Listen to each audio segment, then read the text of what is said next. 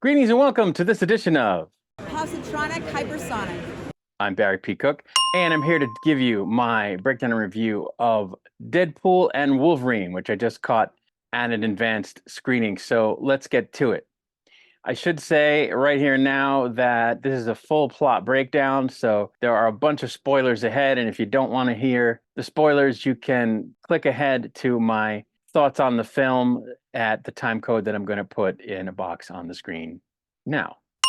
So, as the movie starts, it's 2018, and Wade Wilson uses Cable's time traveling device to travel from his timeline, which I guess takes place on Earth 10,005, to Earth 616, the sacred timeline Earth, where he meets Happy Hogan and requests to join the Avengers, but is refused. 6 years later, Wade's retired from being a masked mercenary and begins work as a used car salesman after a breakup between him and Vanessa Carlyle.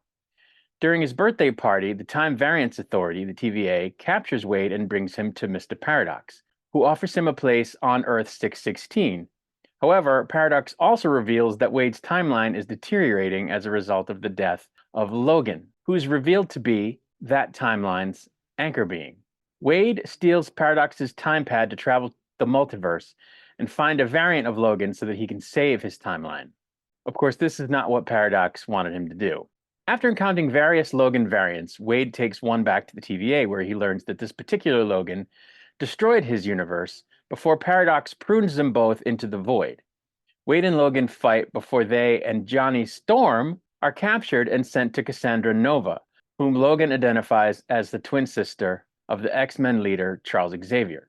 Upon arriving at Nova's lair, she demonstrates her power to manipulate people's minds and explains her agreement with the TVA to stay in the void as a gang leader. She then kills Johnny and tries to puzzle Wade with the feeling of not being needed before Aloth appears. Aloth being the variant ravaging beast that we saw on the Loki series.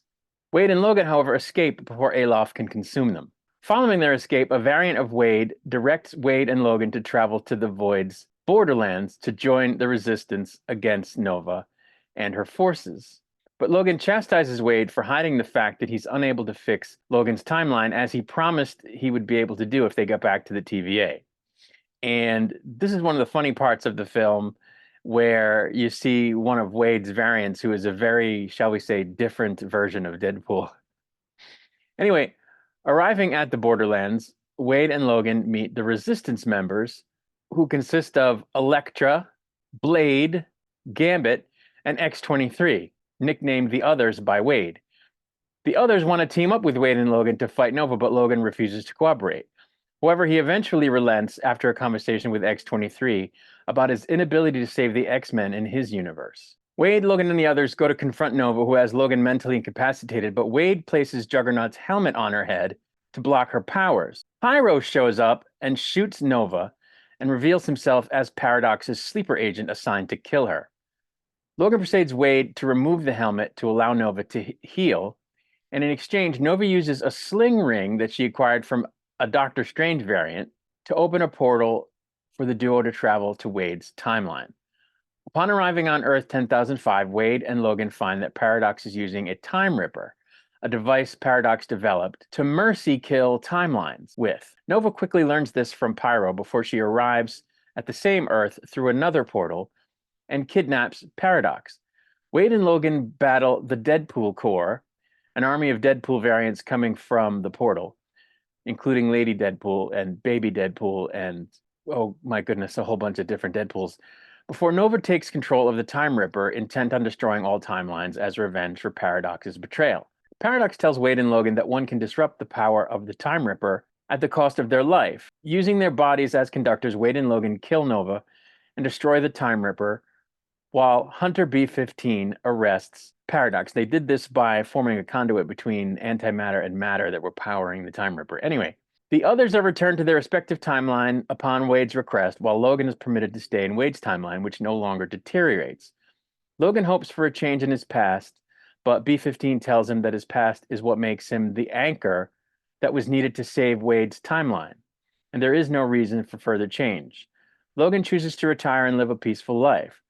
Before his departure, Wade takes Logan and Laura, X-23, to meet his friends.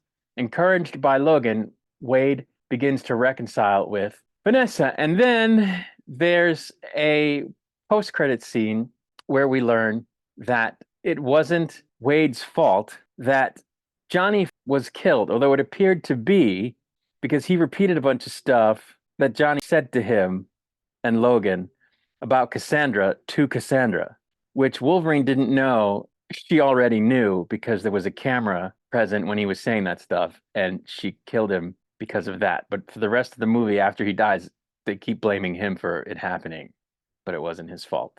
But anyway, that's the post-credit scene, and yes, he was played by Chris Evans in probably one of the best fake outs in movie history.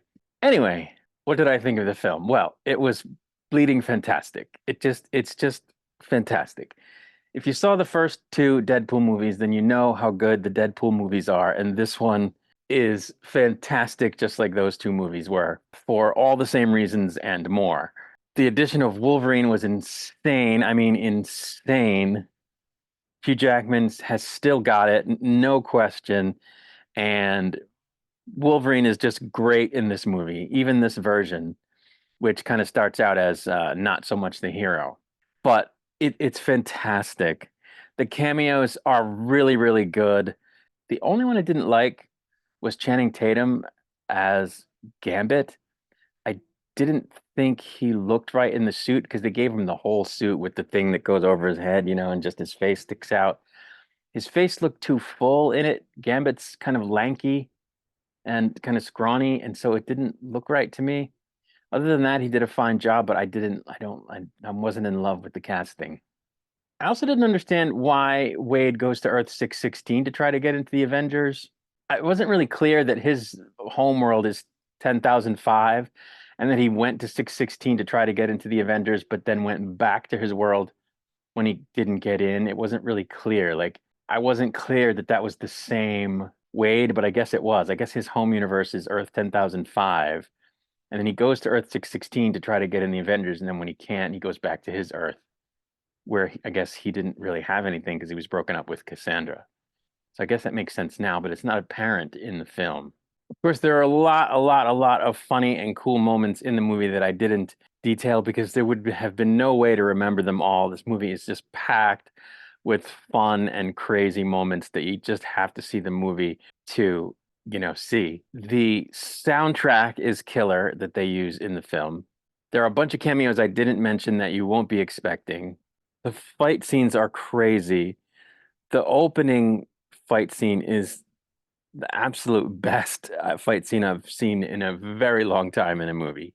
It's funny as hell and just an all around complete blast to experience. Really, really, really good, entertaining movie. The fourth wall breaks are off the chart. He calls out Disney, he calls out Fox, he calls out Marvel, basically. It's very, very funny stuff. And you really, really have to go see it. Don't wait on this. It's a wicked good movie. So, anyway, that's really it. There's not a lot more to say. It's just a great movie.